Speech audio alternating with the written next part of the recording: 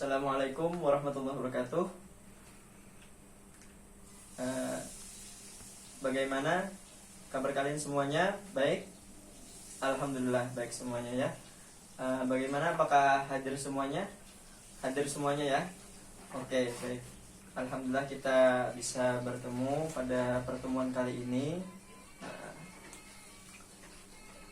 Kemudian kita hari ini akan membahas tentang rukun iman yang selanjutnya.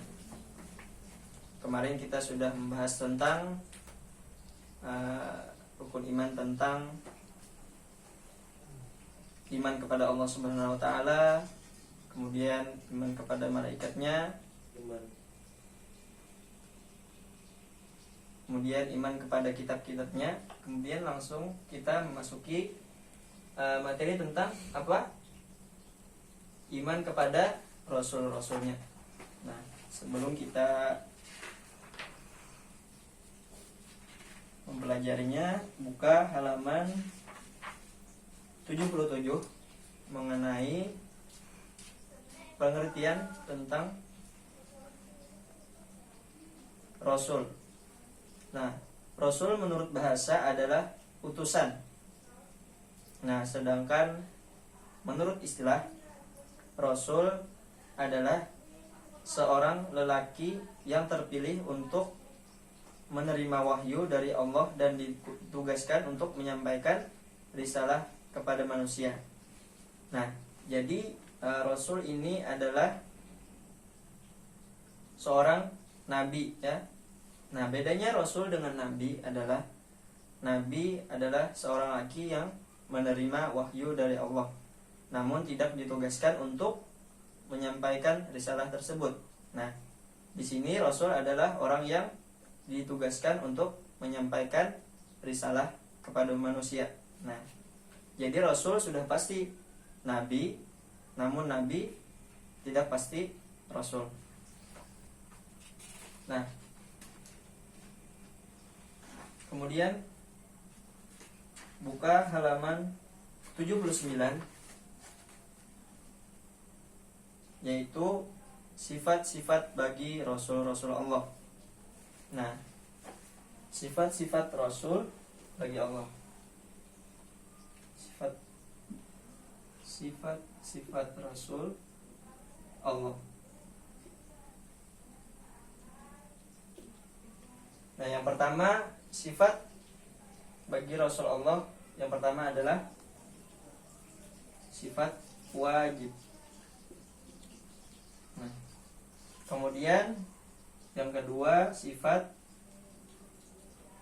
mustahil.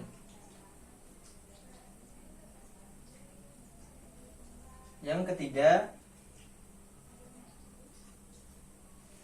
sifat jaiz. Nah, kita ke sifat wajib dulu. Sifat wajib yaitu adalah sifat yang harus ada pada diri seorang rasul. Nah, yang pertama adalah siddiq.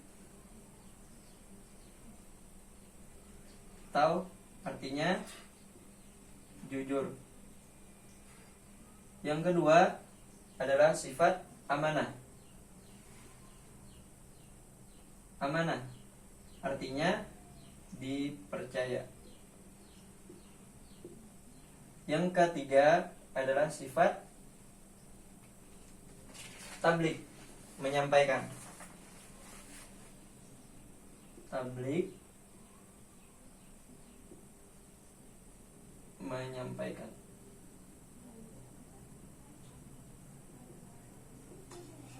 Yang keempat terakhir adalah fatanah. Nah, jadi nabi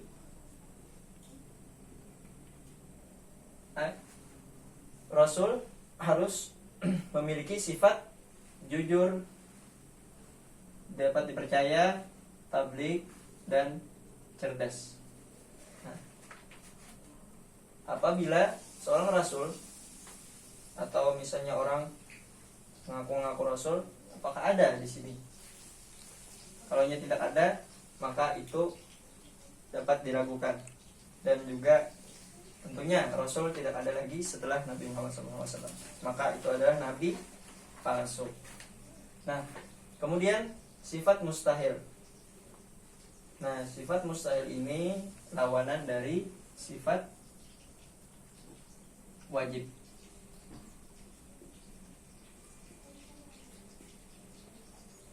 Nah, sifat mustahil yang pertama adalah lawan dari jujur.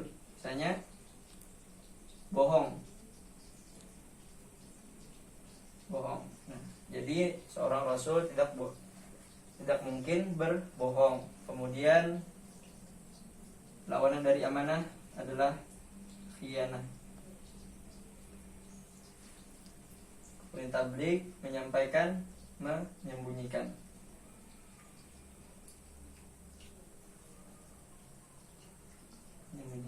Kemudian fatonah, cerdas.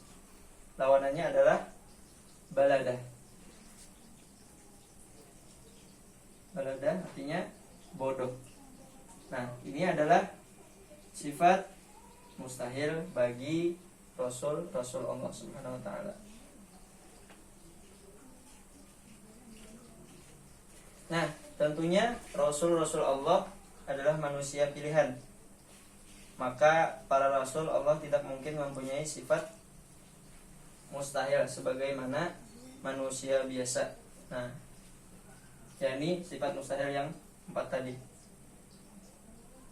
Karena para rasul itu dikhususkan oleh Allah Subhanahu wa taala, yakni maksum, artinya terjaga dari perbuatan-perbuatan dosa yang tercela. Coba buka halaman 82.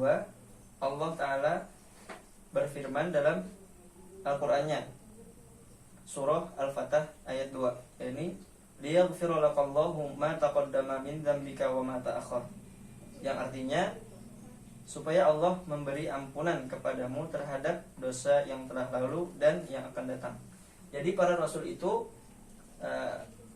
diampuni oleh Allah Subhanahu wa taala dosa-dosa di masa lalu dan juga dosa-dosa yang akan datang, dengan cara dihindarkan, terjaga dari sifat-sifat yang tercela.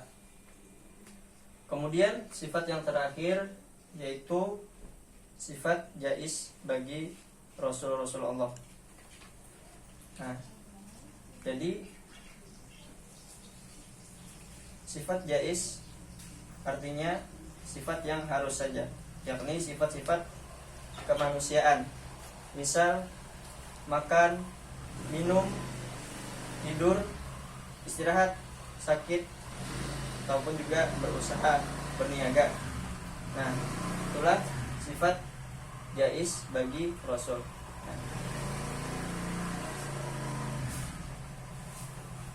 Nah, mungkin di sini dapat dipahami bahwasanya